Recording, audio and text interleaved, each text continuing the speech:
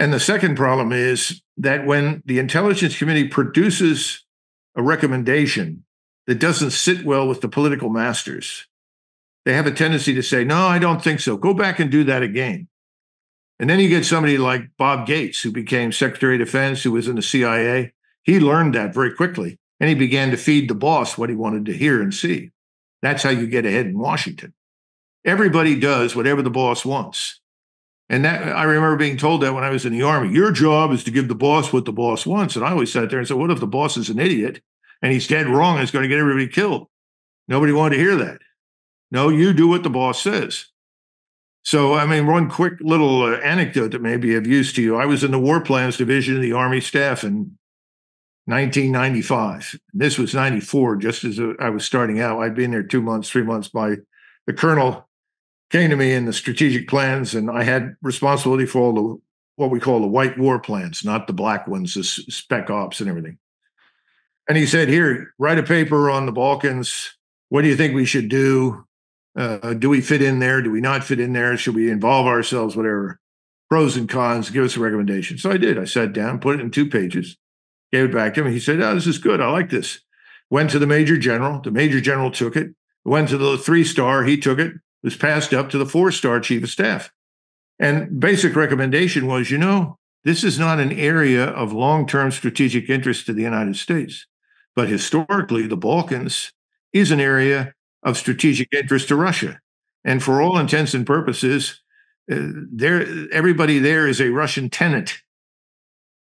In other words, the Russians manage the land there. And we really want to get along with the Russians. And we're doing very well right now. So we want to avoid friction. And I went through this basically, and the Russians liberated the whole area from the Muslim Turks.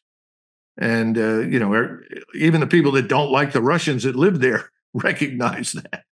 Okay, so I said, we should not directly involve ourselves. No permanent U.S. military presence. Avoid involvement, right? Chief of Staff of the Army said, I agree. He took it over to the White House. How do you think that went down? The White House said, wrong. We're intervening. We intervened.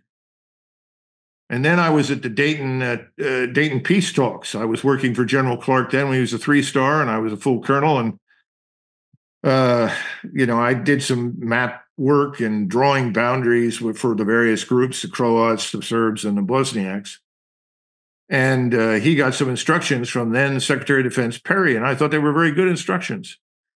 And Secretary Perry said, General Clark, first of all, we don't want any Danzig corridors, no hanging pieces of real estate with nothing between them and the parent state. In other words, don't do that. Make sure borders are contiguous. We don't want any future catalyst for conflict. He said, the next thing is no permanent U.S. military presence. We don't want 50, 100,000 U.S. troops stuck in the Balkans. We need to have them on hand for deployment against a real enemy somewhere else if we need to do it. And then finally, he said something that was very good. He said, no agreement is better than a bad agreement. Brilliant guidance. It all went down the toilet because the Clinton administration wanted what it wanted, and it got it.